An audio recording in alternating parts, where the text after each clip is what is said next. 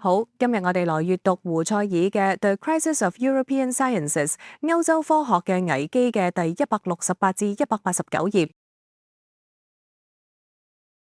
當我哋經過有系統嘅 regressive inquiry 一路向後追，世界入邊唔同層次、唔同 strata 嘅 synthesis， 預除各個十足之間互相比對、互相重疊嘅 intentional synthesis， 此次最後都會編織成一套普遍而統一嘅 universal unity of synthesis， 就係透過呢一套統一性，客觀世界先得以呈現。亦即係話，我哋所身處、所經驗、所有可能行動嘅 world 係因為呢一種 intersubjective constitution 而成立。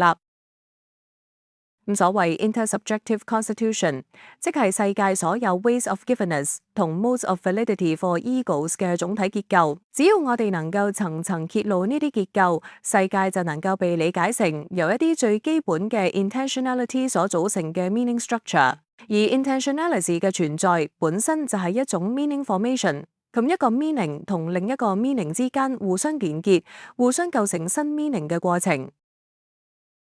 而 meaning 永遠都係同意向主體 intending ego subjects 嘅 validity mode 相關，所以 intentionality 就係唯一真正能夠解釋同令事物變得可理解嘅方式。一旦我哋成功，當然呢個係理想狀態，一路追溯翻去 meaning 嘅 intentional origins， 同佢哋嘅結合單位，理論上就冇問題再問落去，所有有意義嘅嘢都會有答案。但係就算未到達終極理解，只要我哋由 ready-made entity 一路倒追翻去佢嘅 intentional origins， 對於已經揭露咗嘅層面，我哋都已經真正獲得理解。cause 雖然係相對，但係確實㗎。第168、169頁。感知世界只係開始，佢只係 life work 嘅其中一層。之前我哋講嘅例子只係頭一步，淨係開始處理感知世界。但感知世界本身都只係一個 stratum， 世界係一個 spatial temporal world， 而空間性同時間性係生存嘅時空，而唔係邏輯。數學嘅時空係 life world 嘅本質部分。我哋從感知世界開始，亦都唔係偶然㗎。但感知世界只提供咗 present 呢個 temporal mode， 然而 present 本身又指向佢嘅 horizon dia past 同 future。recollection 記憶就係負責構成過去嘅 meaning 嘅 intentional function。感知雖然係一個 flowing static present， 但 now 本身有兩邊 horizon， 一邊係 retentions 留住啱啱過去㗎，一邊係 pretension 指向將回嚟嘅。透過記憶，我哋能夠直觀到一個過去台，一個已經變成過去嘅 present 台，佢一樣有 being， 同樣有 manners of givenness， 同樣可以以原初方式被經驗。expectation、anticipatory recollection 對未來嘅預期都係 perception 嘅 intentional modification。future 就係尚未到場嘅 present， 喺呢度未來嘅 ontic meaning 就係咁形成。呢啲就係 temporalization 嘅初步層次，而每一個 entity 之所以係某一類存在，亦都係因為喺佢相應嘅 constitutive level 入邊有其特定嘅 time form， 而只有透過構成世界嘅 universal synthesis， 所有呢一啲 time 前輩組合成 one time。喺分析 intentional synthesis 嘅時候，我哋會優先處理 synthesis of continuity， 例如感知嘅流動統一性，因為佢哋係之後理解離散 synthesis 嘅基礎。例如，你見到一件事物，而記憶話你之前都見過佢，於是你 recognize 佢係同一件。呢個 recognition 本身已經涉及更深嘅 continuity 結構。第169、170頁。隨住 epoche 真正展開 ，ego 嘅問題開始變得無限複雜。當一個人喺 epoche 裏邊真係見到純粹主體性，見到佢哋係一個自成體系嘅 intentionality， 同時係 ontic meaning 嘅來源，理論興趣會迅速加深，每行一步都會發現好多無盡嘅新問題。但係亦都同時有一個問題，要維持呢種純粹嘅態度非常困難，因為你而家處於一個陌生嘅世界，排除呢度所有嚟自自然態度嘅概念、思考方法、科學方法、邏輯工具全部冇用。你要重新建立一套全新嘅 scientific way of thinking，而你而家行嘅都只係佢嘅初步。呢整套主體性真係一個 world。如果我哋借 Heraclitus 嘅話，佢嗰句你永遠揾唔到靈魂嘅界限，喺呢度簡直完全成立。主體性嘅深度係無底之深，每一個 ground 都指向另一個 ground， 每一個 horizon 都開出新 horizon。雖然成個流動嘅 totality 指向一個 meaning 嘅 unity， 但你永遠都唔可能一次過 grasp 晒。當你開始掌握 meaning formation 嘅普遍形式，世界嘅深度會變成 axiological 價值嘅深度。但初學者只可以慢慢了解少少 interconnections， 再慢慢學識點樣根據工作嘅 essential order 展開。第170、171頁。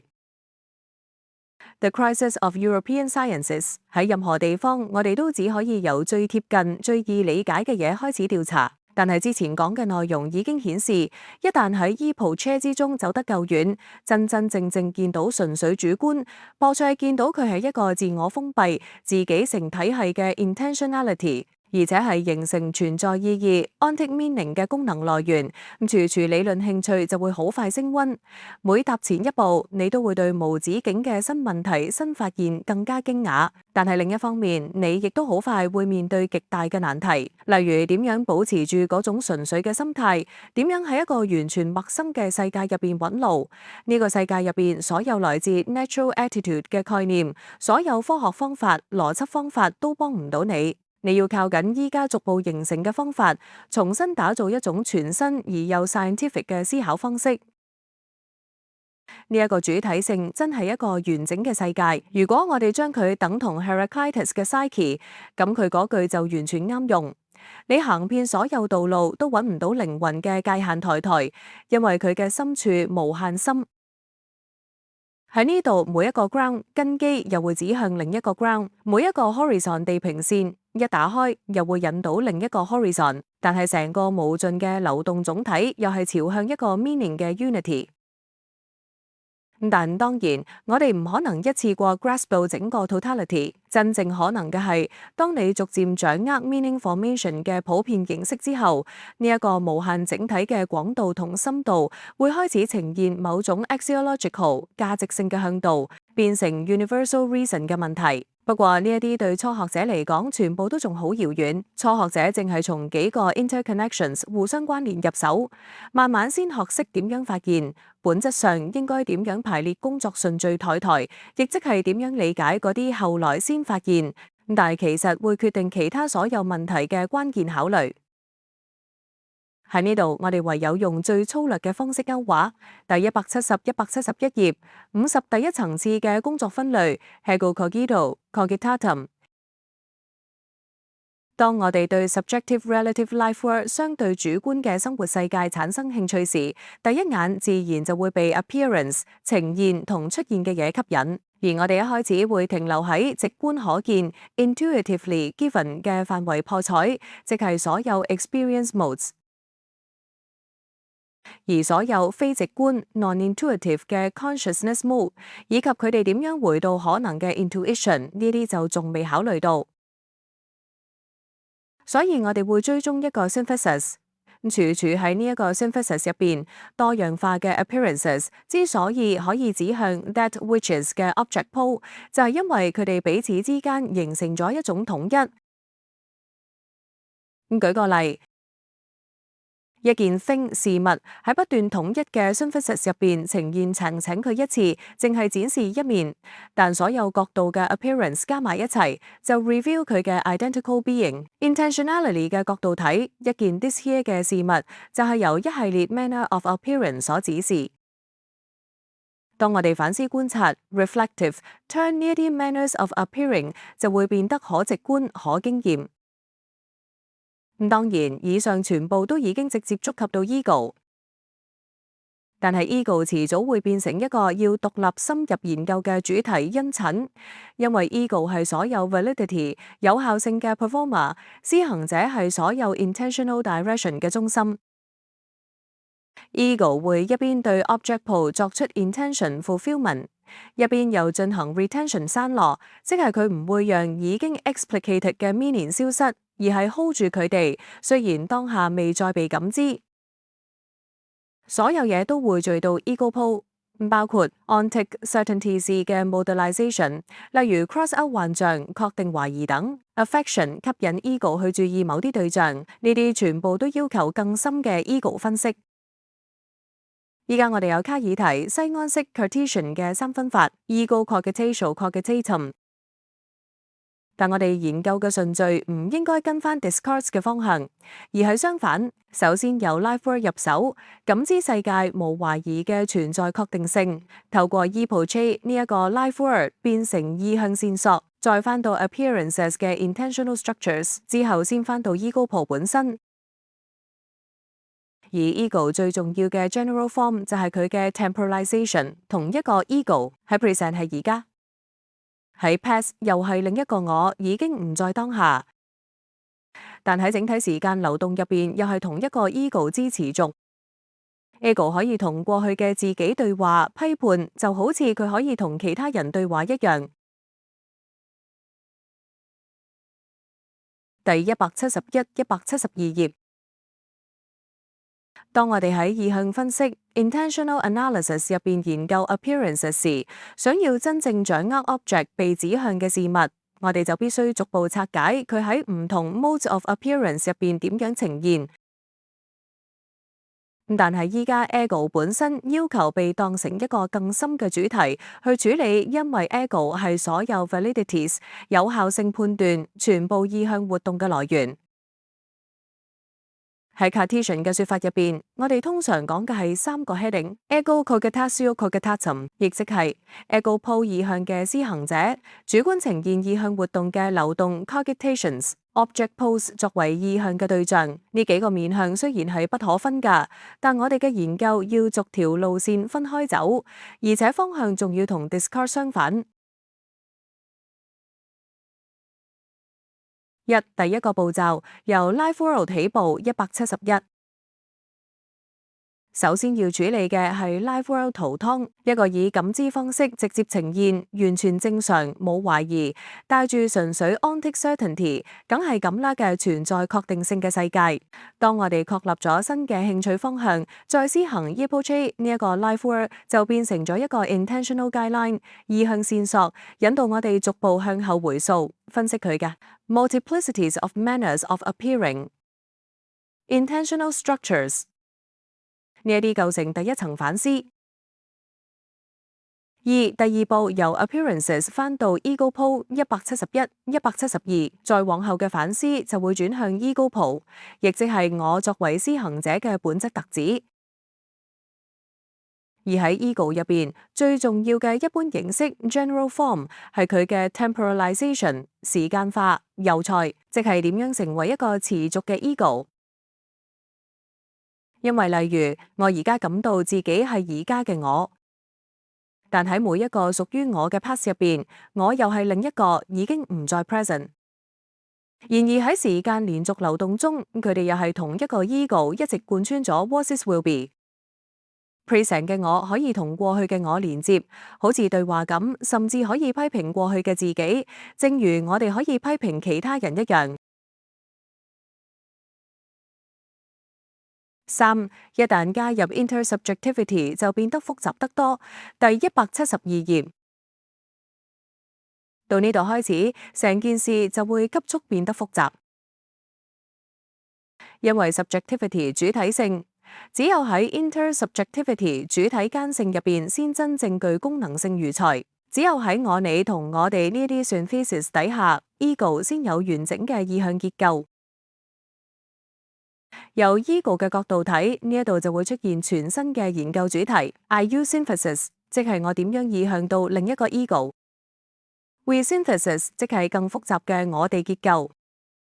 Simultaneity of ego poles， 即係多個 ego poles 喺同一世界並存。Personal horizon、ego horizon，即係每個 ego 擁有屬於自己嘅人格地平線。Universal sociality 普遍社群，即係人類作為整體嘅主體性空間。同時 intersubjectivity 嘅 synthesis 仲涵蓋咗所有其他嘢 ，life world for all， 所有人共享嘅世界。各種 appearance multiplicity 點樣被大家共同調和？我哋點樣透過 intersubjective synthesis 指向同一個 world？ 我哋點樣成為 we 喺世界入邊活動？第172、173頁。雖然以上幾個主題彼此無法真正分割，但係研究時始終要逐條路徑分別展開，而且方向要同傳統嘅 Cartesian 程序相反。真正要首先處理嘅係以感知方式呈現自然而不容置疑嘅 life world 圖，一個喺日常生活入邊被視為正常無瑕疵，一切都帶住純粹 ontic certainty 嘅世界。當我哋喺 epoche 裏邊轉換咗興趣方向，呢個 life world 便變成咗我哋第一個 intentional heading， 成為帶領我哋追索 appearance 及其 intentional 結構嘅指標。再深入嘅反思就會帶我哋回到 ego po 本身，將注意力集中喺我作為施行意向嘅中心所具有嘅獨特身份與形式。Ego 喺最基本嘅形態上有一個極重要嘅特性，佢係透過自身嘅 temporalization 而成為一個延續嘅我。同一個 Ego 喺當下係而家嘅我，但喺屬於自己嘅每一段 past 裏邊，又成為咗一個已經唔再係而家嘅我。然而喺時間嘅連續流動之中，佢又仍然係同一個 Ego， 即佢曾經係、而家係，並且面向將會係。而 present 嘅我雖然唔再能夠擁有過去嘅 immediate presence， 但我依然能夠同過往嘅自己保持接觸，彷彿同佢對話，甚至批判佢，就好似我哋能夠批判其他人一樣。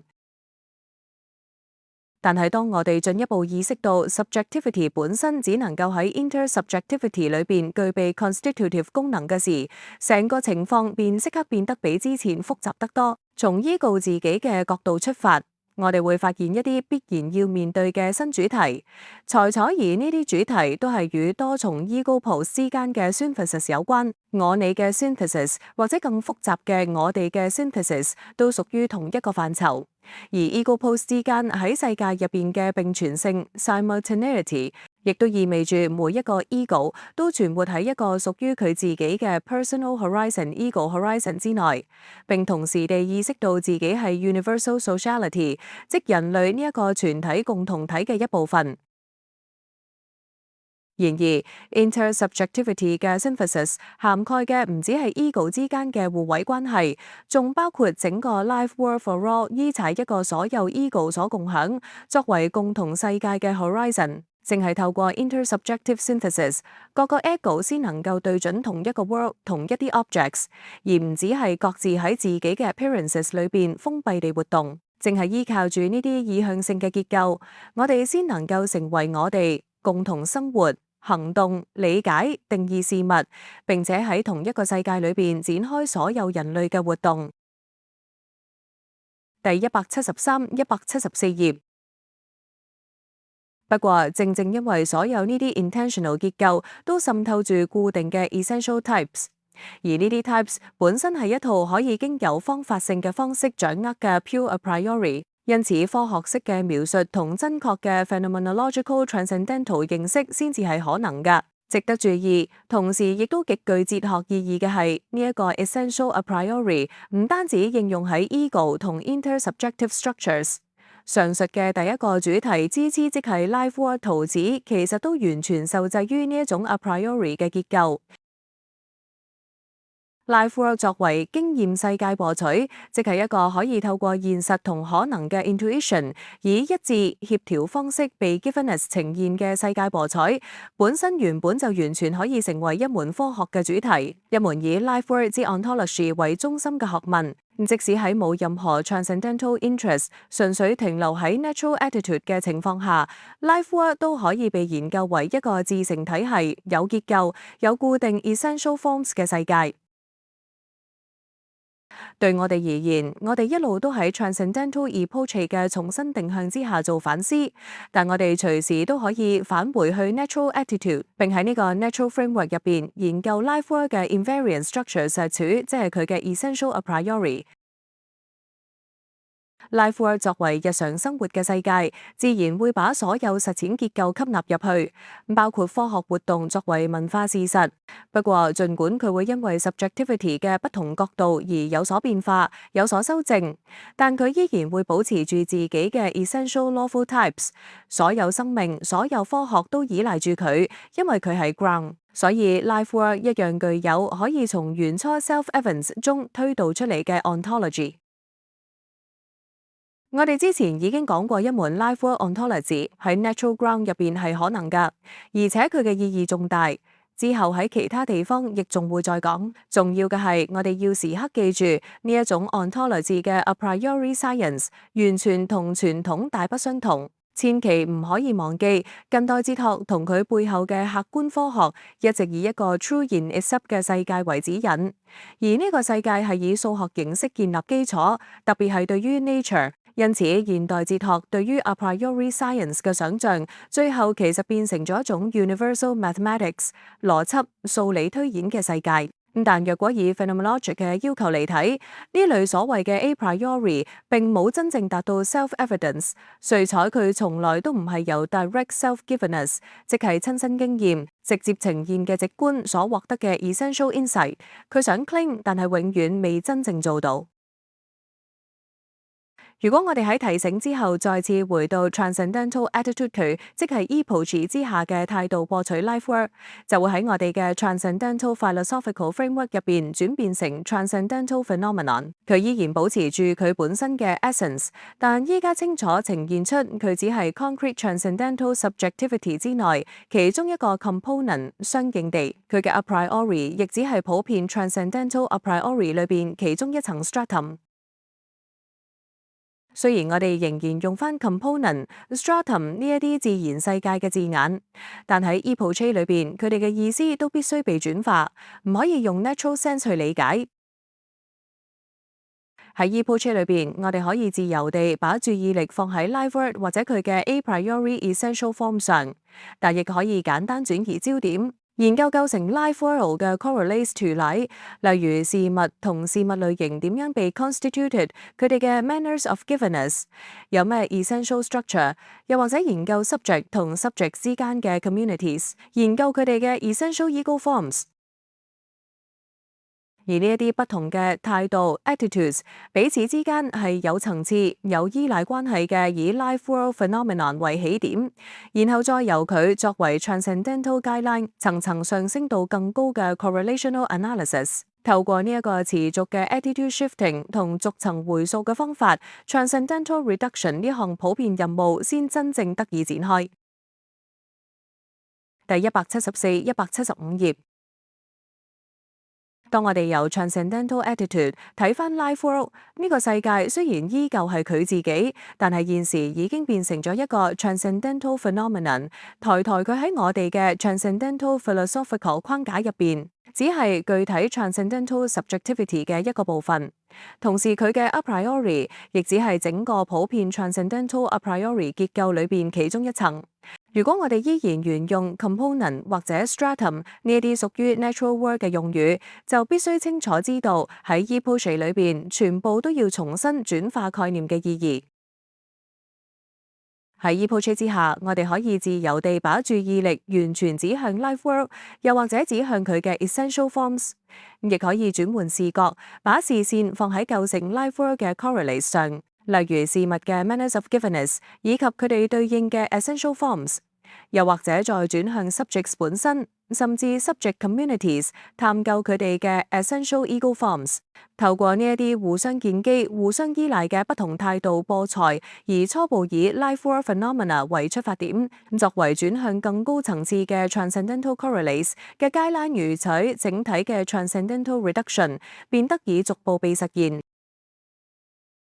但當我哋咁樣走落去，一啲非常奇怪而且深刻嘅問題就會浮現出嚟，因為由自然態度轉向純粹觀照者 disinterested spectator。之後我哋獲得嘅第一輪 correlation survey 雖然帶住某種天真 naive 地，但係已經產生咗大量奇特而又深具啟發性嘅 insight。假如呢啲 insight 最終能夠以方法上完全穩固嘅方式被建立，咁佢哋就會徹底改造我哋睇世界嘅方式。然而，要真正確立方法，就必須重新反思成個探究裏邊嘅 ultimate presuppositions，咁譜楚所有研究同決定性理論判斷嘅最終立基點。偏偏喺呢一層反思入邊，我哋立即遇到沉重而且似乎暫時冇解嘅 paradox 標著，佢哋甚至令成個 transcendental 企圖變得岌岌可危。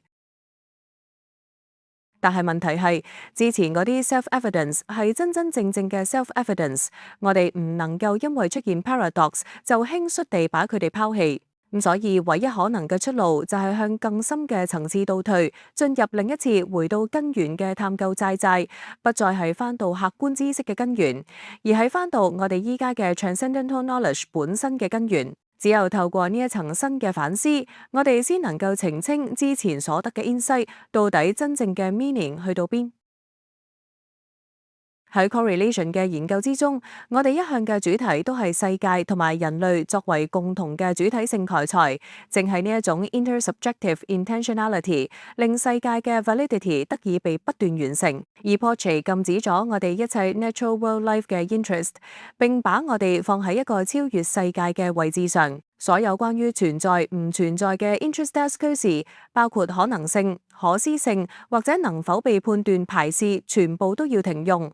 唔單止我哋不能夠為自己追求世界嘅利益，連參與其他人嘅利益都唔可以，因為咁樣仍然係間接依賴咗世界嘅 actuality。所以喺呢個領域之內，無論係 pre-scientific 或 scientific 嘅 objective truth 都無法進入，唔可以成為前提，更唔可以成為結論。呢度第一個難題就出現，我哋難道唔係也在做 science？我哋難道唔係也在講真理？點解會完全禁止 objective truth？ 難道會變成雙重真理，依採一套客觀，一套主觀？但係答案係清晰㗎。喺 epoche 之下，其中一個最奇特但又致命嘅結果係，自然嘅世界生活 objective world life 只係 transcendental life 嘅其中一個模式。佢本身喺進行世界嘅 constitution， 但對自己嘅 constitutive horizon 又完全盲目。自然態度活喺一種着迷 infatuation 之中爭齊，佢只見到統一嘅 object pose， 但永遠見唔到為佢哋提供 meaning 嘅 multiplicities of intentional life。要見到呢啲就必須徹底轉向，進行完整嘅 reflection。所以 objective truth 只屬於 natural attitude， 佢原初係嚟自實踐 praxis 嘅需要，而喺 epoche 之下，全部都必須重新展示佢嘅主觀 correlates。傳統以嚟嘅哲學拖彩，咁所有從古代起發展成 objective science 嘅哲學拖彩，其實並唔係 universal science， 佢哋只係研究已經被 constituted 嘅 object pose，而完全睇唔到 behind 佢哋嘅 transcendental life。但係雖然係咁，我哋依然要再深入澄清呢個 insight 嘅真正 meaning。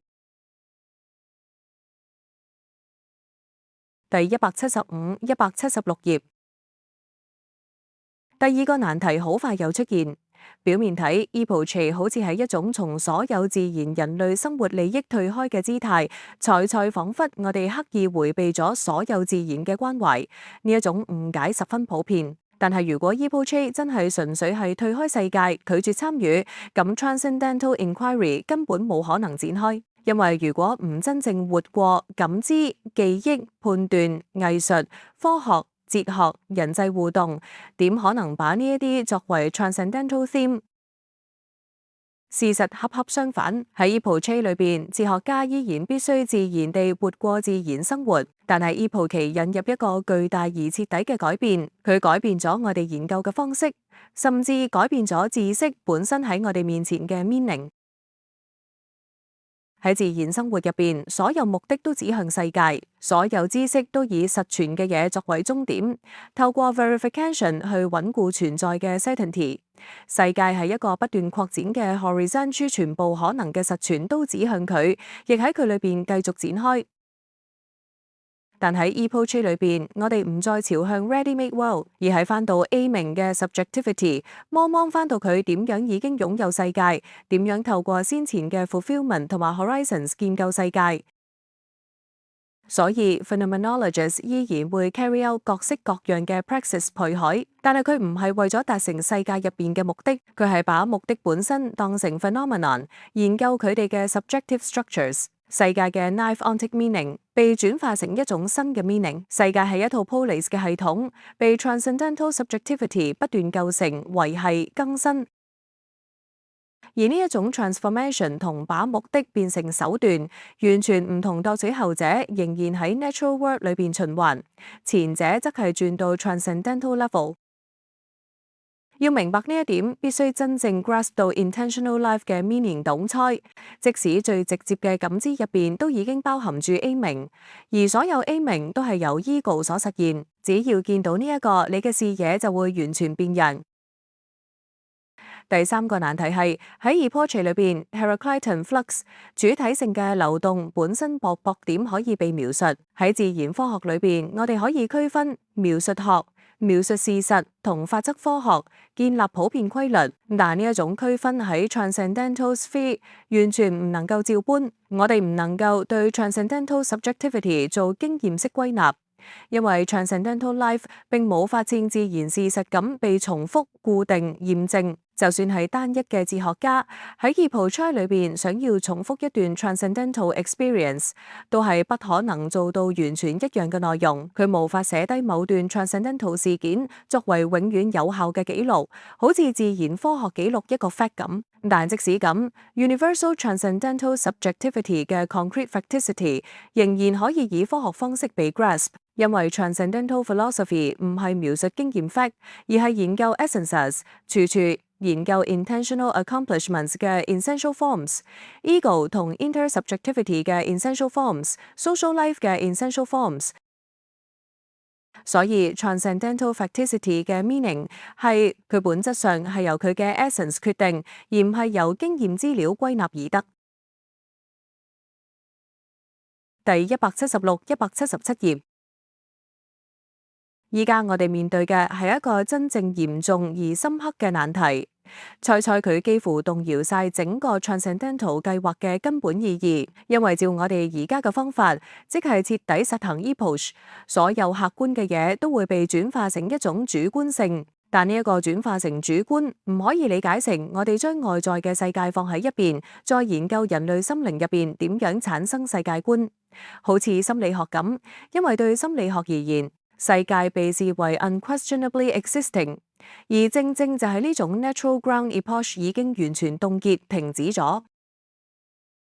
喺真正嘅 transcendental attitude 裏邊，世界本身窩彩甚至 subjective 都會經歷另一層 relativization。於是世界喺呢度被稱為 transcendental phenomenon， 只能夠被視為一套 meanings 嘅統一。佢所有嘅 givenness， 所有嘅 validity 都係作為 appearances、views、intentional acts 嘅 correlates 而成立。當研究開始，由 word 呢一個 meaning unit 出發，層層追溯翻去構成佢嘅 manners of givenness。呢啲 manners of appearance 變成主觀，而當反思再深一層，追翻去構成 appearance 嘅 ego pose， 呢一啲 ego 本身又變成咗一個更高層次嘅主觀。因此喺 ePortrait 裏邊，最終落嚟主觀嘅概念變得無限擴張。ego pose 所有 ego pose 嘅 universe、appearance pose、object pose 所屬嘅 universe 去彩全部都被置入咗主觀嘅領域。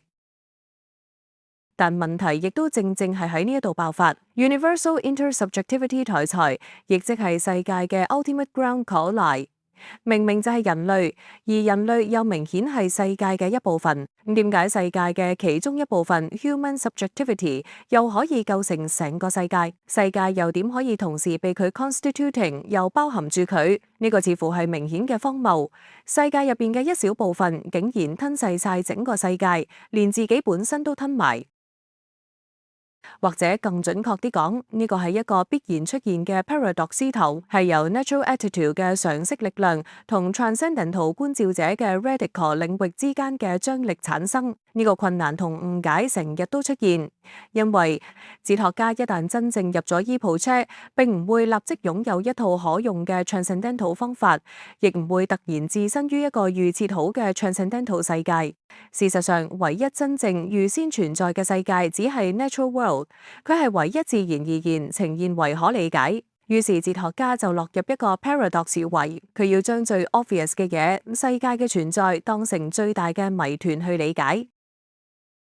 如果呢個 paradox 係冇解㗎，咁即係徹底嘅醫抱車根本無法以一種 rigorously scientific 嘅方式被 carry out。如果醫抱車只係心理學式嘅退後張張，承認世界仍然係 ground core 咁，我哋所得嘅全部 insight 最多都係某種新嘅心理學現象學，而唔係 transcendental 意義上嘅哲學。但係我哋又點可能滿足於自然嘅講法？例如人係世界嘅 subject， 又係世界入面嘅 object。因為上帝創造咗世界同人，亦賦予人理性。呢一種解釋只屬於 positive religion 嘅範疇蓋採，佢有自己嘅真理，但哲學不能止步於呢一種 naive 立場。對於哲學而言，人又係世界嘅 object， 但又係世界嘅 subject， 令世界得以呈現。播採呢一句本身就係最大嘅問題。要理解點解會係咁，必須進入 transcendental 醫抱車遊。呢一個態度產生嘅反思，清楚表明世界對我哋之所以存在，之所以咁樣存在，完全依賴我哋嘅 intentional life。objectivity 嘅 ontic meaning 係由 transcendental subjectivity 所構成，佢唔係被 deduce， 而係被展示 exhibited。喺呢一種情況下，傳統哲學嘅方法播採邏輯、推論、演繹、辯證播採，全部都無法提供幫助。佢哋本身都屬於 natural attitude， 必須被納入 醫抱車。真正嘅 transcendental 哲學係唔可以帶住任何預設嘅 ground， 佢要由自己嘅力量喺沒有任何前提嘅情況下建立出自己嘅 ground。佢嘅開端永遠係重新返到 knifewood 故彩，但係以 phenomenon 嘅方式磨彩，透過不斷嘅自我反思，逐步形塑自己嘅方法。而佢嘅命運，從後來理解就係一次又一次跌入 paradox， 因為每一個未經檢視嘅 horizon 都會反過嚟製造困惑，直到被重新揭示、重新理解。第177、178頁。咁所以要真正展開 transcendental inquiry， 就一定要諗清楚，我哋釋放咗 natural attitude， 真正進入 醫抱車之後，到底係身處於邊一個場域？只有搞清楚呢個，先可以理解點解一切 natural 嘅 certainty 都會被 neutralize， 而所有嘅 meaning 都會被轉化成 transcendental phenomena。喺最初階段，哲學家仲未熟悉 transcendental attitude， 依然會被自然生活嘅 horizon 不斷拉返入去。佢會反覆咁想，點解原本理所當然嘅世界而家突然變成問題？點解所有 certainty 都要被暫停？但係逐步深入之後，佢會慢慢察覺到，醫抱車並唔係否定世界，而係要我哋停止用 natural 嘅方式去把世界當作已經存在，然後轉向研究世界嘅存在意味住乜嘢。世界喺呢度唔再係重複着自然意義嘅 real world， 而係成為咗一個 phenomenon， 賣晒一套 meanings， 同一套由 transcendental subjectivity 不斷構成嘅 correlates。世界之所以能夠呈現為世界，完全依靠 intentionality。所有被視為 self-evident 嘅事物、事實、性質、法則，都成為一連串 intentional accomplishments 嘅結果。於是，我哋喺醫抱車裏邊得到嘅第一個 insight 就浮面：世界嘅邊存在方式唔係自然㗎，而係由 transcendental life 所構成㗎。但係正正因為咁，第二個更震撼嘅 insight 又會接住出現球，佢幾乎以 paradox 嘅形式誕生。因為如果世界嘅 being 全部係 constituted meaning， 咁 constituting 嘅 subjectivity 本身又係乜嘢？佢會唔會又變成另一個 phenomenon， 另一組 meaning？如果係嘅話，我哋咪又要解釋新一層 meaning 嘅來源？呢一個追問似乎冇止境，甚至令人懷疑會唔會 transcendental subjectivity 最終都變成某種新版本嘅 object in the world， 結果再度跌返入 natural attitude。於是哲學家喺呢度必須理解另一個深刻嘅轉折。當我哋講 transcendental subjectivity 嘅時候，並唔係講一個 entity， 我哋講緊嘅係一個源頭層次嘅 functioning， 動晒一套不斷產生 meaning、保持 meaning、更新 meaning 嘅流動。佢冇可能被當作一件物，一旦當佢變成物，你已經離開咗 transcendental level， 回到 natural attitude。喺自然生活入邊 ，ego 係一個人、一個意識、一個精神實體，又會被視作個體，作為世界入邊嘅某個 object。但呢一啲全部都係 natural apperceptions 嘅結果，必踩佢哋本身係 transcendentally constituted。喺 transcendental attitude 之下，要真正看到 ego 嘅本來面貌，就必須把所有 natural apperceptions 拆除，揭露佢哋嘅構成方式。而最後留低嘅就只係一個純粹嘅 functioning， 指向、構成、確認、懷疑、收回、保留、預期、統合，一切都係 intentionality 嘅運作。如果徹底睇清楚呢一點，就會明白所謂 subject in the world 並唔係 transcendental subject， 後者永遠都係 prior to world， 佢唔可能被包含喺世界裏邊。自然世界所理解嘅 subject 只係 transcendental accomplishments 嘅結果。於是原本嘅 paradox 情選世界嘅一部分，點解又可以構成整個世界？慢慢就自然消失，因為喺 transcendental level， 世界嘅一部分呢個講法已經係 category mistake， 係將 natural attitude 嘅觀念混入 transcendental 分析。transcendental subjectivity 唔係世界裡面嘅 entity， 佢係讓世界作為一個 meaning horizon 得以被構成嘅 ultimate dimension。再者，所有 natural objectivity 博彩，包括我哋平時講嘅物、事件、人、歷史、社會、窩，全部都係 transcendental correlation 嘅成果。世界嘅 coherence、連續性、法則性，都係由 intentional synthesis 所產生。當然，一開始睇起嚟會覺得，如果一切都係構成嘅成果，咁真實仲係唔係真實？但係逐步深入 transcendental understanding， 就會見到真實嘅 meaning 正正係佢嘅構成方式，佢嘅 validity 就係由 intentional fulfillment 所建立。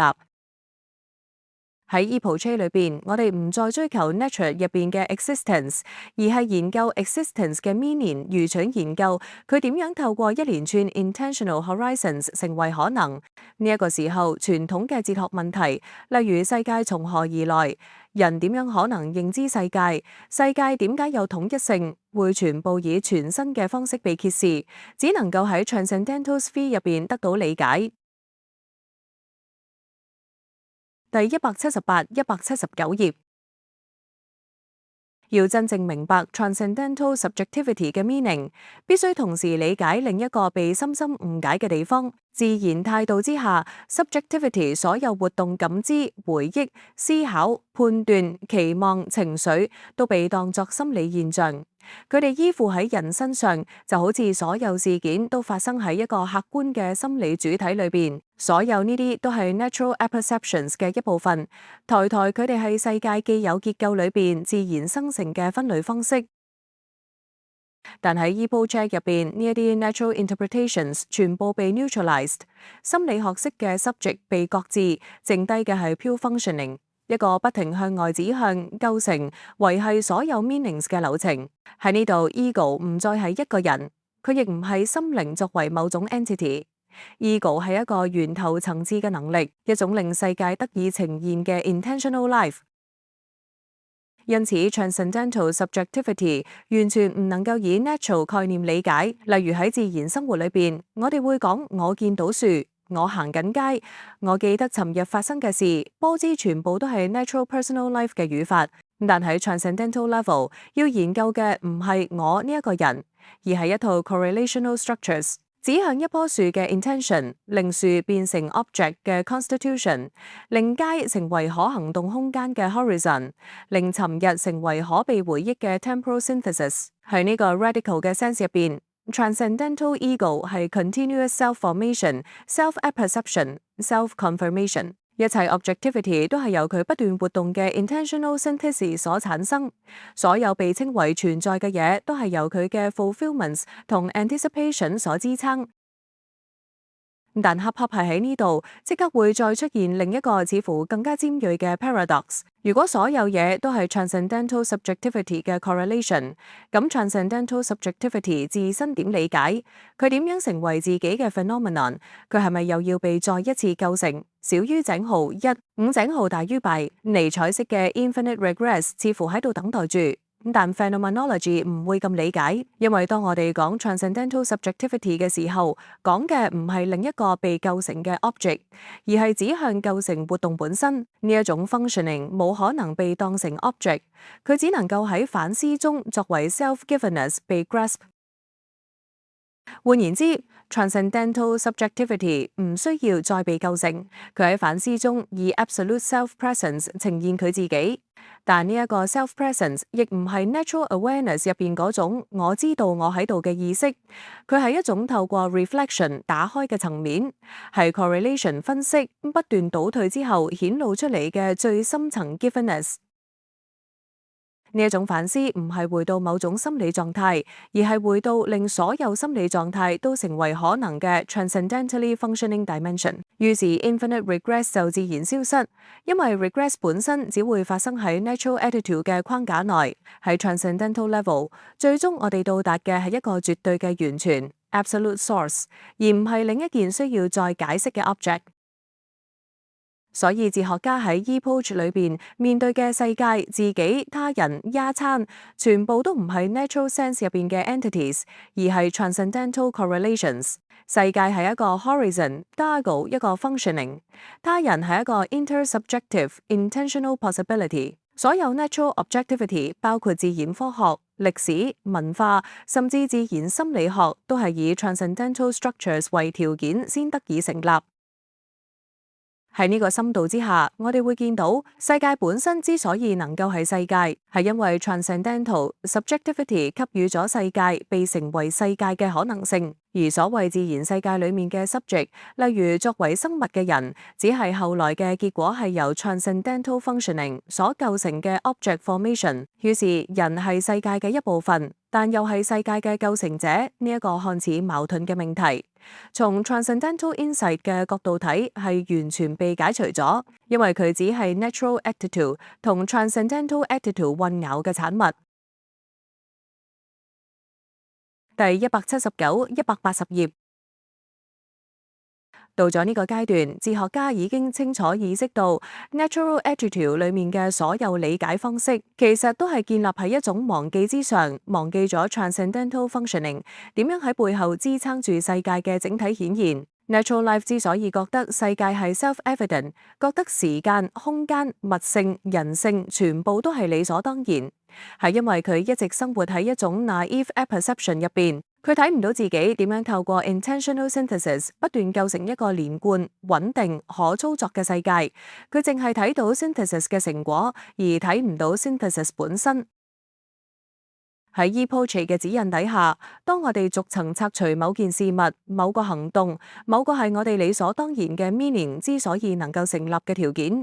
返到佢嘅最初構成活動時，我哋會發現所有 natural horizons 包括文化、歷史、科學、社會，全部都係由 transcendental subjectivity 持續透過 intentionality 所生成。世界嘅穩定性唔係外在賦予，而係由呢一種流動性永不停止嘅 synthesis 所維持。但係仍然會有另一個深度嘅疑問浮現出嚟，因為就算我哋明白咗 transcendental subjectivity 唔係世界裏邊嘅某個人類心靈，而係 meaning correlates 嘅 ultimate dimension， 我哋仍然會問：既然 transcendental subjectivity 咁重要，點解自然態度下嘅我哋從來未察覺？點解 natural attitude 可以完全唔理會自己嘅 transcendental basis， 而依然 functioning 得咁完美？要理解呢一點，就必須明白 natural attitude 嘅本質係沉浸，佢唔係拒絕反思，而係根本唔需要反思，因為世界已經呈現得咁穩定、咁可以預期、咁能夠滿足生活需要，以致唔會產生點解世界可以咁樣呈現呢類問題。Natural life 唔係冇能力反思，佢只係冇動機反思，佢淨係忙住活、忙住行動、忙住應付實際需要。但喺 epoch 入邊呢一種沉浸被打破，世界唔再被假定為 ready-made，而係突然變成咗一個要被解釋嘅 phenomenon。自然生活裏邊嗰種世界係咁無需質疑嘅姿態被完全反轉。於是我哋第一次見到世界嘅 coherence，並唔係因為世界本身係咁，而係因為 transcendental functioning 持續咁令佢係咁。深一層研究仲會發現 natural ego、personal ego、psychological ego 呢一啲都係由 transcendental subjectivity 構成出嚟嘅多重 self modes。自然態度下，我哋只會認識到我係一個人、一個心靈、一個身體。但喺 transcendental 反思之中，呢啲都變成咗 phenomena， 亦即係我經過 intentional apperception 之後被 constituted 嘅多重面向。喺呢一種理解下，另一個貌似 paradox 嘅問題又會自動消散。如果 transcendental subjectivity 唔係世界嘅一部分，點解我嘅意識似乎係喺世界入邊運作？答案係嗰個喺世界裏邊活動嘅我，只係 natural apperception 嘅 outcome， 佢並唔係 transcendental ego 本身，而係 transcendental functioning 嘅其中一個構成結果。呢個 insight 一旦 grasp 到，哲學家就會真正明白所有 natural 世界入邊嘅 objectivity， 甚至我呢一個被視為行動主體嘅人，都係由前設咗嘅 transcendental life 所 produce 嘅效應。而自然世界之所以一直遮蔽咗佢嘅 transcendental origin， 並唔係因為人類愚昧，而係因為 natural attitude 永遠都係向外指向事物，永遠都係 an age in praxis， 永遠都忙住達成世界入面嘅目的，以致佢自身嘅 constituting 活動好似一個透明幕布，從來唔被注意。只有透過 epoch 呢一塊透明嘅幕布，先會逐漸變得可見，顯示出佢本來嘅深度。第180-181頁，要徹底理解 transcendental subjectivity， 仲有一個極為關鍵，但同時最容易被誤解嘅 insight。當我哋講 transcendental ego 或 transcendental functioning 嘅時候，講嘅唔係一個更高級、更抽象或者更內在嘅 entity，而係一種根本唔屬於 natural ontology 嘅層面，一種只會喺 epoch 之後喺反思之中先至呈現嘅 self-givenness。喺 natural attitude 裏邊，我哋所謂嘅自我、所謂嘅意識、所謂嘅心理，全部都係 transcendental accomplishments 嘅結果。但 natural life 一直處於一種盲目狀態，睇唔到背後嘅構成。而呢一種盲目其實完全唔係缺陷，而係 natural life 嘅 essential 形式。natural ego 永遠只會睇到世界一個由物件、事件、他人、實踐、價值構成嘅共同 horizon， 並且完全投入喺 world praxis 裏邊。佢從來唔會問世界點解會咁樣被 givenness， 點解 object 會有永久性，點解他人會以一種可理解嘅方式呈現。呢啲問題只會喺 radical reflection 出現，而非自然生活。所以如果冇 epoch transcendental subjectivity， 永遠唔可能呈現，佢會永遠被 natural objectivity 所遮蔽，好似一個透明嘅光源，永遠照亮世界，但從來唔會照亮自己。當我哋進入 epoch 之後，自然世界嘅 validity 被 neutralized， 我哋終於能夠回到 transcendental level， 睇到所有 natural objectivity， 甚至包括我作為呢個世界嘅人，原來都係 correlates，被 intentional synthesis 產生。喺呢度 ego 再唔係 natural I， 而係成為咗一個 functioning center， 一個透過 retention、protension、apperception 意向 fulfillment 不斷創造 coherence 嘅原點。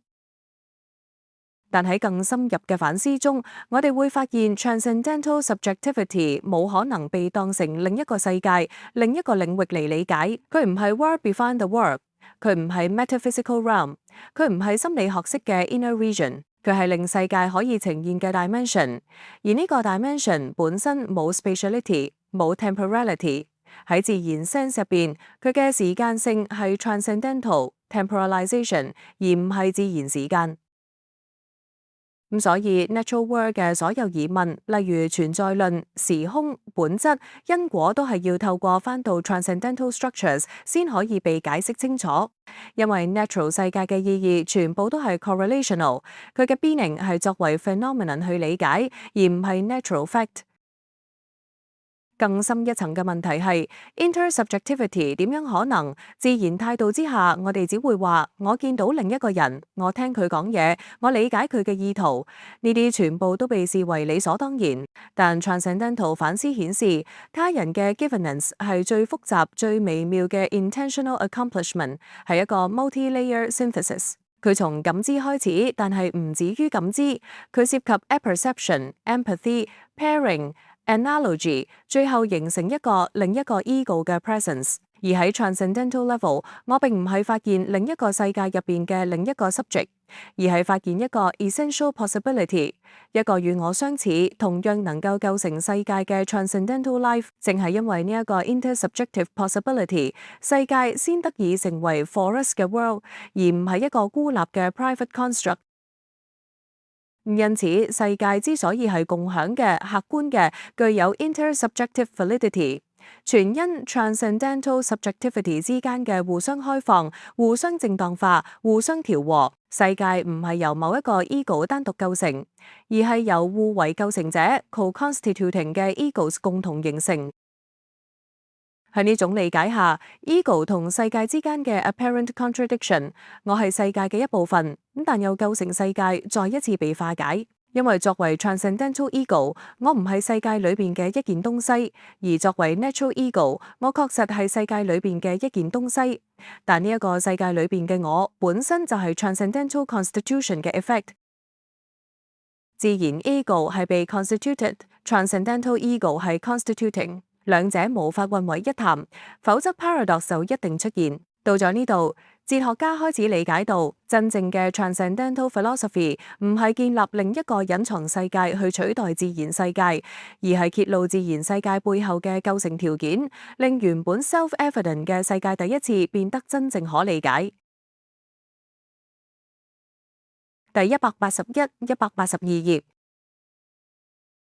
到咗而家，成個 transcendental reflex 已經帶住哲學家走到一個既陌生又前所未有清晰嘅地步。佢開始真正意識到 natural world life 裏邊所有嘅 certainties， 包括人與人之間嘅理解、共同世界嘅穩定、真理嘅有效性、文化與科學嘅延續性，全部都係源自一套唔被察覺嘅、持續運作緊嘅 transcendental accomplishments。自然生活之所以永遠睇唔到呢一啲構成活動，係因為自然 ego 一直係從世界出發，向世界投身，向世界索求可能性。佢由始至終只係沉浸喺事物、事件、目的、價值、他人、工具、行動裏面。佢所做嘅一切都係指向世界本身嘅 actualities， 並根據呢一啲 actualities 去組織自己嘅人生。對於構成世界嘅 intentional life， 本來就唔可能以自然方式自動察覺到。但係喺 epoche 入邊，呢一種沉浸被完全 suspend， 世界唔再係理所當然，而成為咗需要解釋嘅 phenomenon。ego 自然 self-apperception 被解除，出現為一個必須被重新理解嘅構成源頭。喺呢個態度之下，哲學家逐漸 grasp 到世界嘅變並唔係天然存在，而係由 transcendental subjectivity 一直以嚴密、層層結構化嘅方式構成。然而，正正喺呢度又有一個更深嘅問題突然浮現，因為只要一深入反思 transcendental life， 就會發現佢本身係處於一個絕對流動嘅狀態，佢不斷產生 meaning、保持 meaning、修改 meaning、廢除 meaning、再建構 meaning， 佢係一個永不停息嘅 synthesis， 而唔係一個固定嘅主體。喺 natural attitude 裏邊，我哋會話有一個人喺度，一個我存在，我喺世界裏邊活動。但喺 transcendental attitude 之中 ，ego 唔係存在嘅一個 object， 而係一個 functioning stream， 一個不斷自我展開、自我顯露、自我呈現 self-manifesting 嘅 intentional life。於是哲學家難免會問：呢種流動嘅 transcendental functioning 本身嘅 continuity 係點樣可能？佢點樣能夠成為同一個 ego？ 所謂 self-identity 又係點樣被構成？Husserl 喺呢一度指出，所謂 ego 嘅同一性本身亦係一個 constitution， 但係佢唔係由另一個更高嘅 substrate 去構成，佢喺 self-reflection 裏邊以一種 absolute givenness 呈現自己。換句話講，ego 嘅 identity 唔係世界入邊嘅 fact，亦都唔係心理狀態嘅某種持續，而係一種 transcendentally functioning 嘅連續性。佢透過 retention 保持過去 ，protension 前指未來 present fulfillment 當下完成嘅動態結構，將自己 threaten 成為一個不斷持續嘅 self-life。喺呢一個構成過程中 ，natural ego 作為人類歷史、文化、身體、情緒嘅 bearer，都只係 transcendental ego 嘅一個後設形成。自然 ego 喺世界裏邊活出嘅人生係由 transcendental functioning 所支撐，但本身係一個 phenomenon。同樣地，他人嘅 ego 亦都係透過 apperceptive synthesis、pairing、empathy 等多重 intentional layers 成為 possible。然後再喺 intersubjectivity 裏邊得到一種 essential validity。喺呢個層面之下，共存、共同世界、共同意義、共同真理都唔再係世界內嘅事實，而係 transcendental structures 嘅必要成就。更深嘅 insight 係，正正因為 transcendental subjectivity 本來就係一個極度複雜而又無窮展開嘅 horizon， 所以 natural attitude 長期以嚟完全冇能力 grasp 到佢。佢唔係被隱藏，佢係太近到自然 ego 永遠只會望穿佢而唔察覺佢，就好似一個觀看世界嘅眼睛，永遠睇到外面，但永遠唔會直接睇到自己，咁除非出現 radical 反思。Transcendental reflection 就係令眼睛第一次睇見佢自己嘅方法。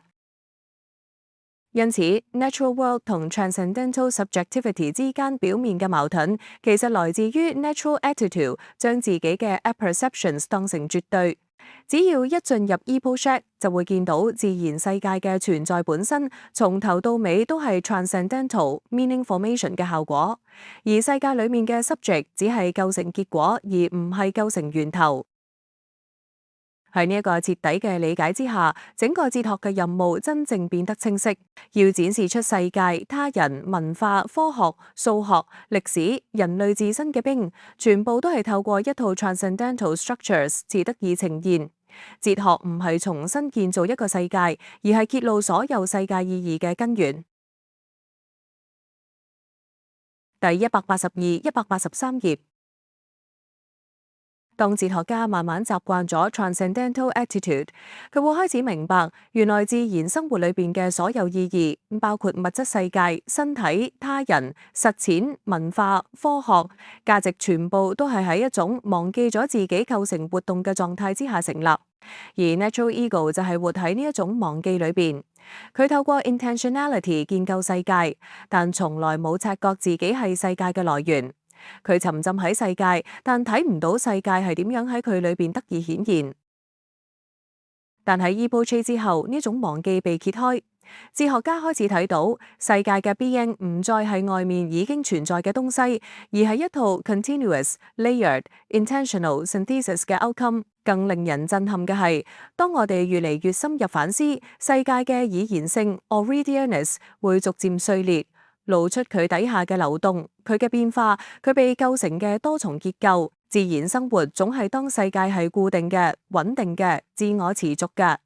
但 transcendental analysis 顯示，世界嘅穩定性其實係一個持續嘅構成成就 ongoing constitution， 而唔係某種 self-standing reality。喺呢一種反思當中，最初會令哲學家感到迷惑嘅另一個問題就浮現：如果 transcendental subjectivity 咁 fundamental， 點解我哋喺自然生活裏邊從來唔會有 slightest awareness？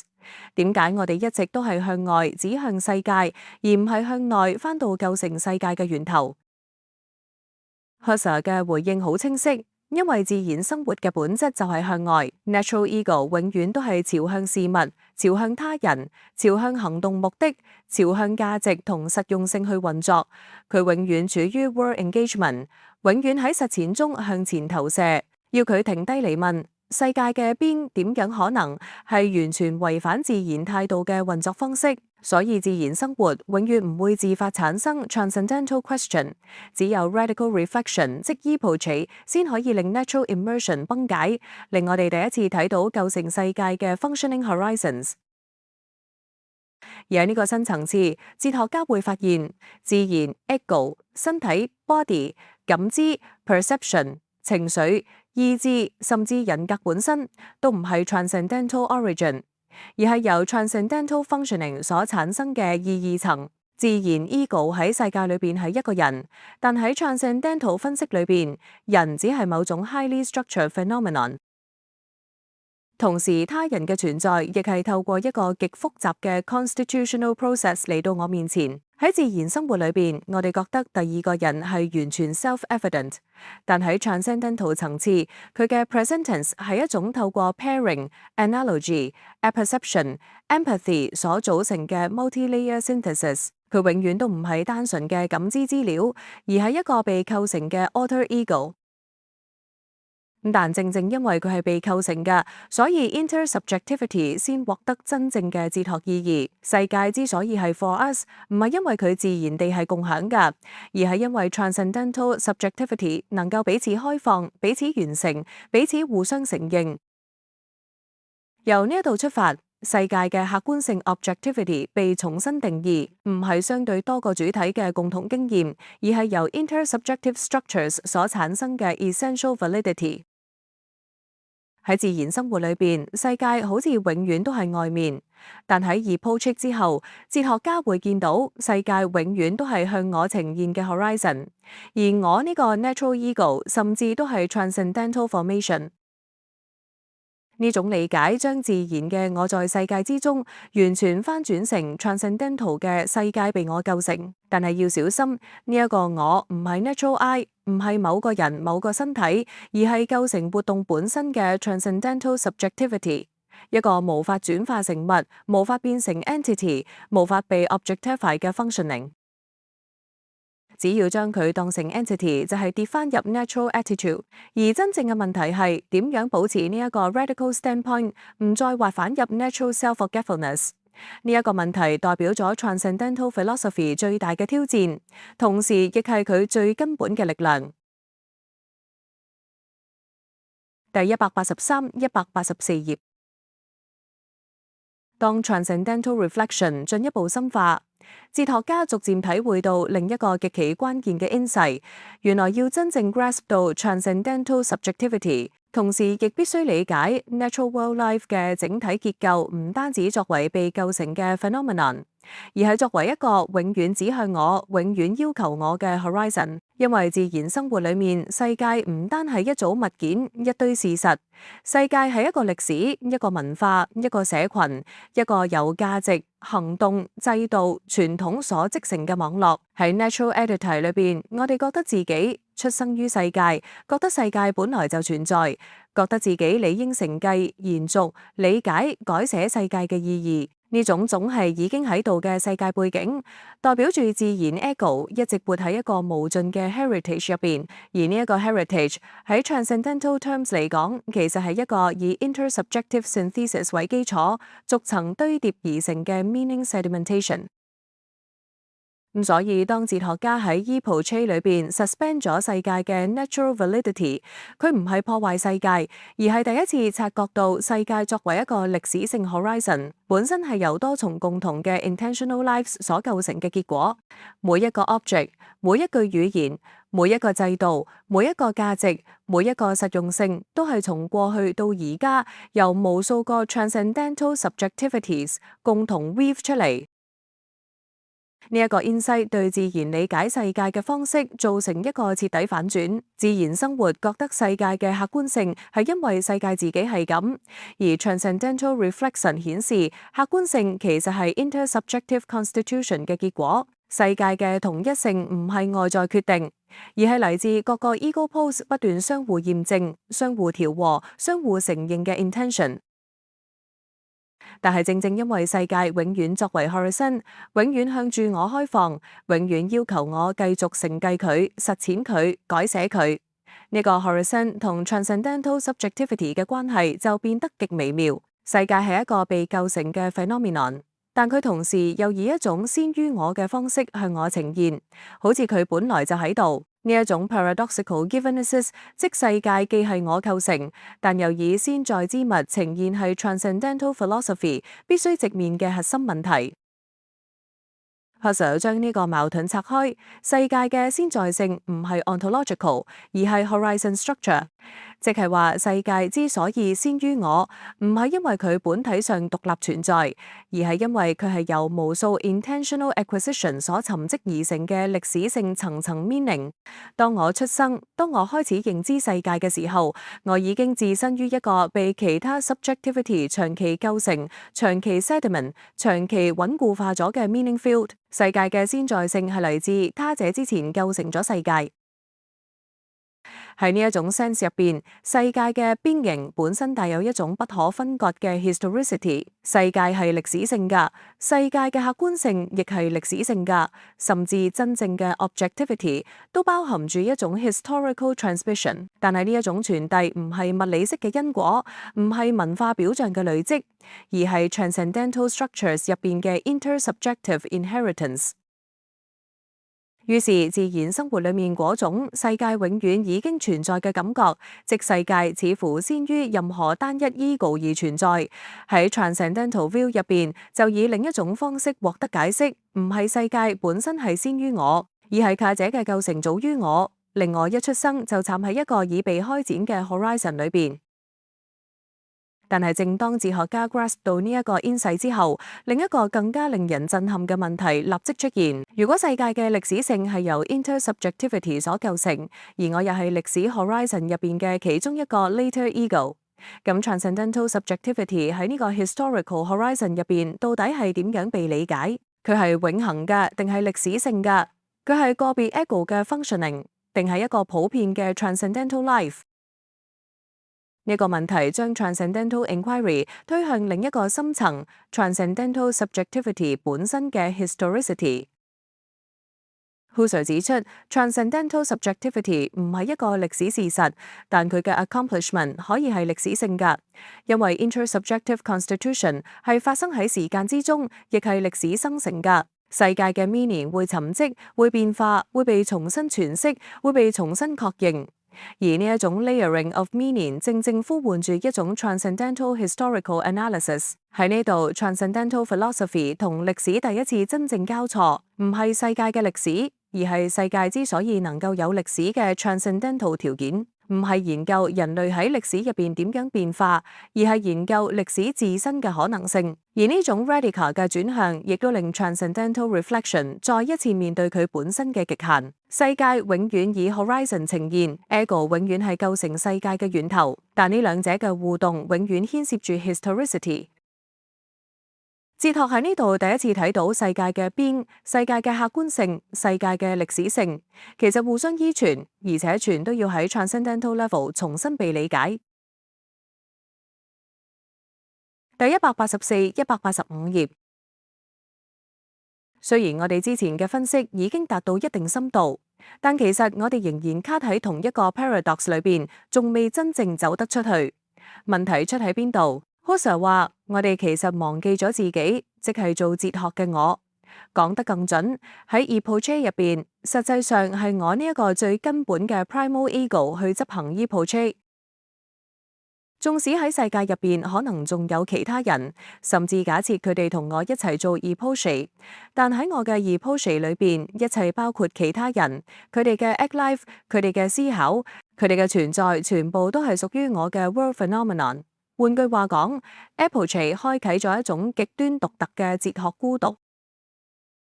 但係呢一種孤獨唔係日常理解嗰種我同社會隔絕、我船難漂流嗰種孤獨，唔係我一個人自願脫離人類群體，亦唔係意外與世隔絕。就算喺 epoche 當中，我依然完全清楚人類社會係世界嘅一部分，仍然作為 phenomenon 存在於我面前。但係佢哋已經唔再以自然態度、嗰種真係喺度嘅方式呈現，而係作為被反思嘅現象。於是所有人類、所有人稱代名詞之間嘅區別，包括我、你、佢、我哋，呢啲都喺 epoche 裏邊變成 phenomenon， 連嗰眾人之中嘅我 the eidemon 嘅特權位置都失去咗 natural validity， 只係現象之一。喺呢個狀態之下，我喺 epoche 裏邊所 attain 嘅 I，Husserl 話，其實係一個有點誤明 equivocation 嘅 I。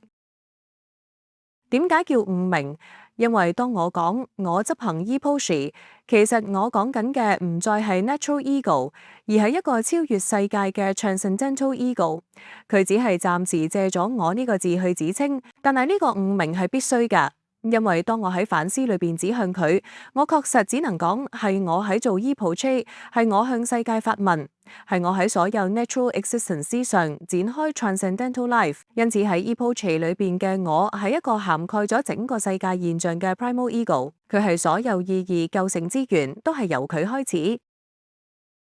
不過 Husserl 特別強調，呢一啲唔代表我哋之前講嘅 transcendental intersubjectivity 係錯誤。世界確實係由一個多重 egopause 構成嘅 intersubjective system 去 co-constitute， 亦即係話有世界為所有人 world for all 呢一個結構。而喺呢一個結構之中，我都係眾多 transcendental I 之一。但喺方法上，我哋之前犯咗一個好大嘅錯，我哋太快跳咗去 intersubjectivity， 忽略咗最原初無可替代嘅 primal I 執行 epoche 嘅我。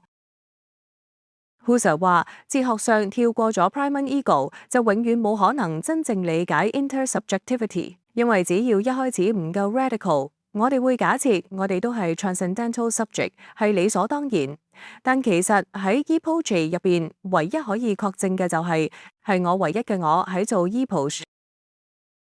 喺呢個 primal ego 裏邊，所有其他嘅 ego 都只係現象，呢個根源層次永遠唔可以省略。但係點解又會同時講到 transcendentally constituted intersubjectivity？ Husserl 嘅解釋係，雖然 primal ego 完全唯一，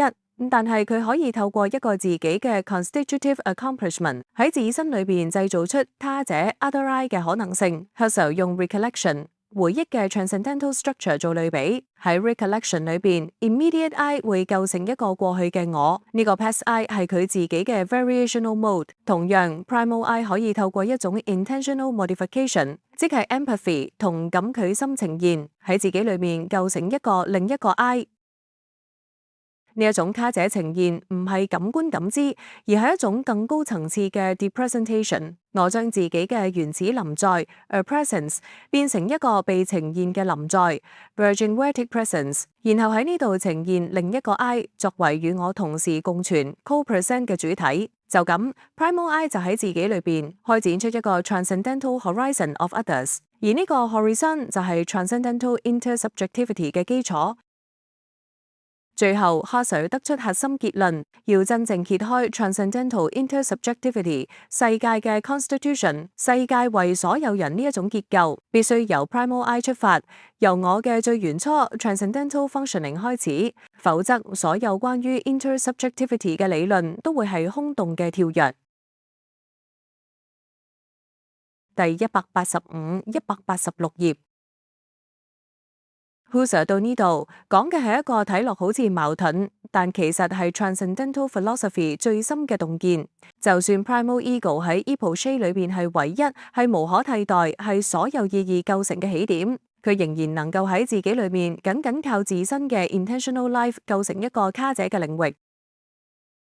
Husserl 解釋呢一個睇落似係矛盾 ，ego 係唯一，冇 declension。但 ego 卻又能夠為自己創造出一個 transcendental intersubjectivity， 即係一個由多個 I 組成嘅世界共構系統。但係呢一個矛盾唔係錯誤，而係 transcendental constitution 嘅更深層結構。為咗令呢一點變得可以理解，Husserl 用咗 recollection 回憶做類比。當我 recollect 以前嘅自己，我喺當下 immediate presence 呈現到一個已經過去嘅我。嗰個過去嘅我唔係而家呢個 I， 但又係我嘅變化形態 variational mode。呢個呈現其實係一種 depresentation Entgegen-Wertigen， 即我將自己嘅 present 原初臨在變成一個 presentified presence，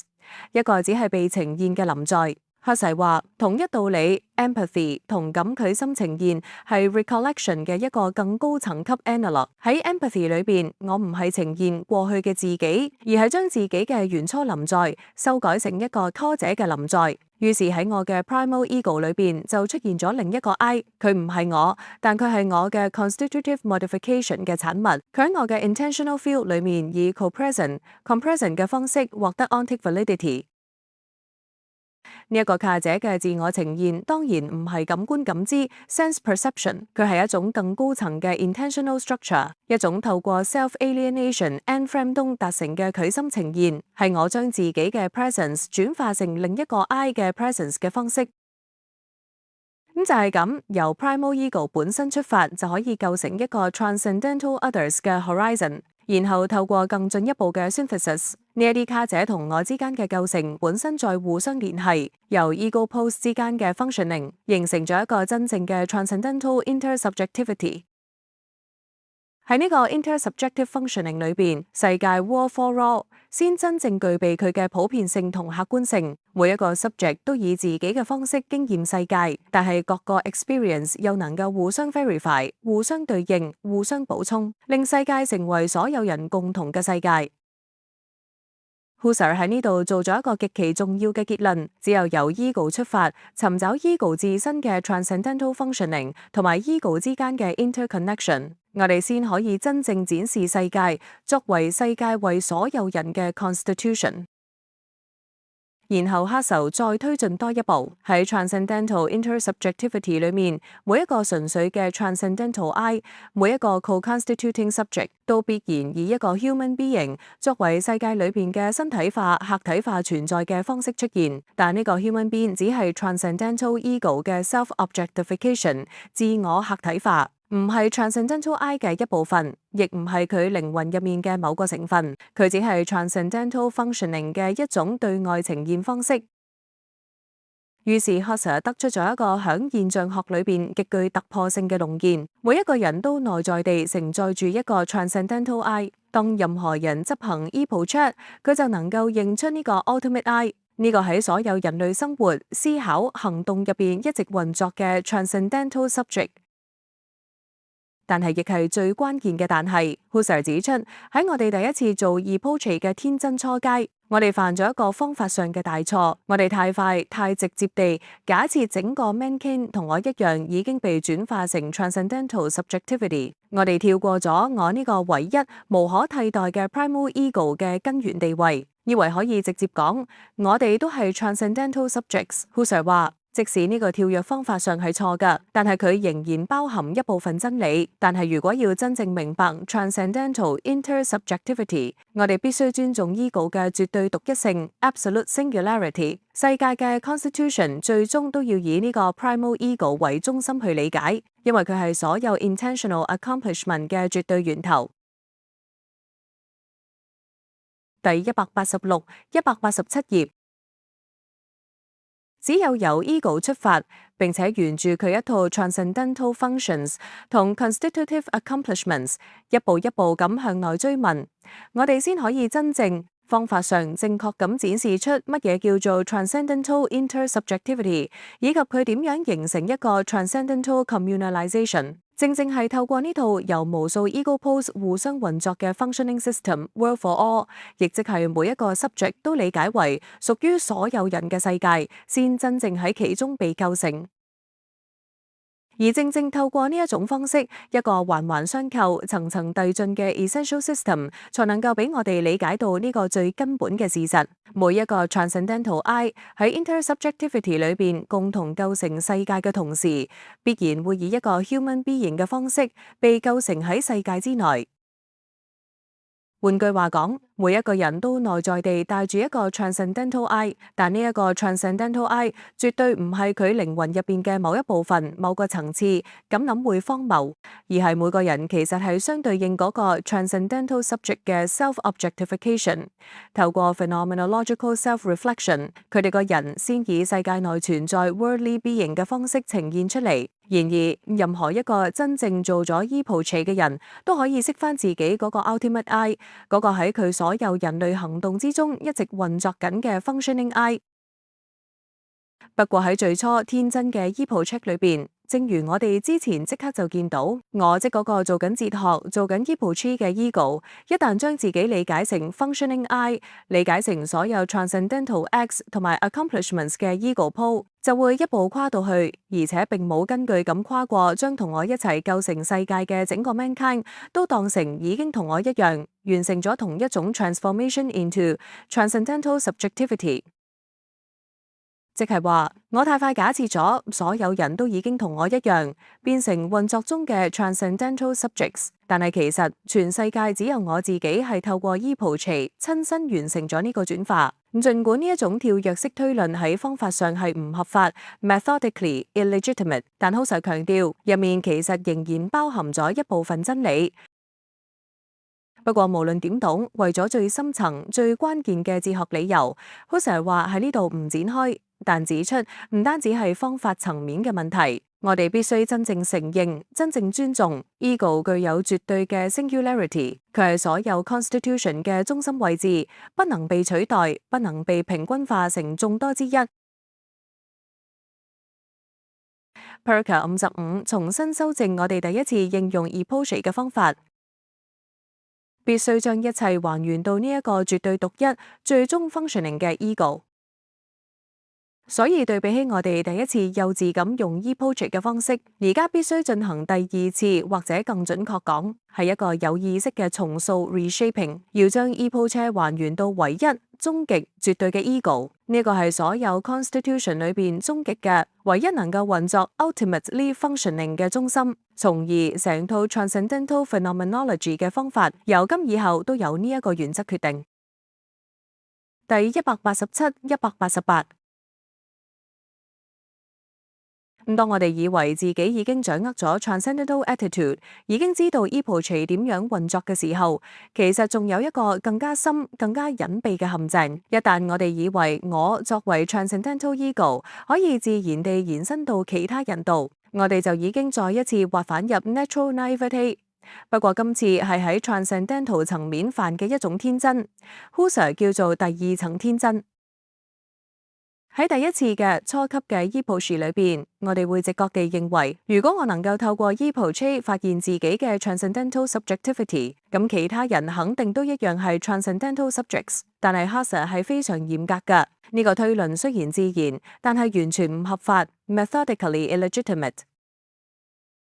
點解？因為喺 epoche 裏邊，唯一真正原初確定無疑地呈現嘅，只係呢一個 I 我呢個正在做 epoche 嘅 primal ego， 其他任何 subject 都只係 phenomenon， 只係 appearing others。當然，我可以構成其他人 other I 嘅 presentness， 但係呢一種 presentness 本身係經過 modification 㗎，係 empathy 產生㗎，係 transpose selfhood 產生㗎。佢哋唔係以我嘅方式呈現，佢哋唔係以原初臨在 present 呈現，佢哋唔能夠以我對自己嘅方式，以 absolute self-governance 呈現。所以Husserl指出 phenomenologically， 只有我先係自己嘅 transcendental ego， 咁其他任何 ego 都係被構成嘅現象，被我嘅 intentional activity 所呈現。呢一點一旦忘記，就會犯上方法嘅大罪。假設整個 mankind 已經以 transcendental 方式呈現，而呢個假設會令成個 transcendental analysis 徹底崩毀。於是 Husserl 喺 paragraph 55嘅開頭要求，第二次真正成熟嘅 epoche 係要回到唯一絕對 functioning 嘅 primal ego 作為中心，唔可以再平均化所有 ego，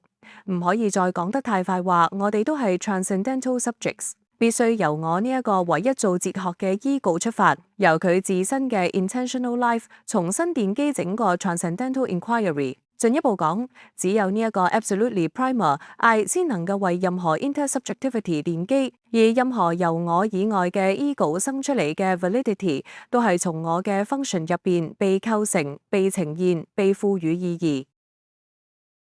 Husserl強調喺呢度我哋講嘅唔係心理學嘅，我覺得自己中心，亦都唔係自我主義式嘅 solipsism， 而係喺 transcendental revelation 裏邊，唯一真正能夠自我呈現 self-given 嘅 source 就係我呢一個 primal ego， 其他一切人類、文化、歷史、他者、社會甚至自然世界，都係由呢一個 primal functioning 所構成、所顯現、所被賦予 validity。而正因如此，世界為所有人 world for all 呢一個結構，唔係從有好多 subject 開始，而係由呢一個唯一嘅 transcendental I 出發，咁再透過 intentional modifications 構成一個 for all 嘅世界。